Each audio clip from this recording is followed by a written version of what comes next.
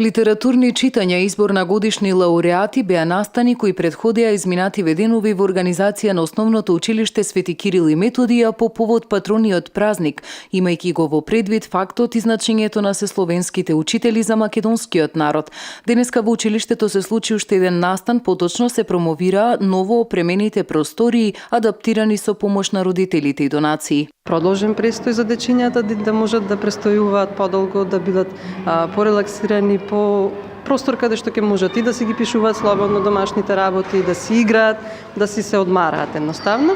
А другиот простор е медиатеката, која што исто така е наменета, значи за сите ученици од прво до 9 оделение, во која што нормално самото име медиатека кажува дека ќе можат таму повеќе да истражуваат, да се приклучуваат на интернет, да работат своји проекти, да ги реализираат своите идеи, значи повторно без да сметаат во целокупната настава. Овие две простории се независни и децата кои ќе ги посетуваат не пречат на воспитно-образовниот процес во текот на денот. Имено денеска во медиатеката се случи и завршницата на целогодишниот проект за намалување на насилството, односно се читаат творбите работени од страна на учениците на тема ненасилство.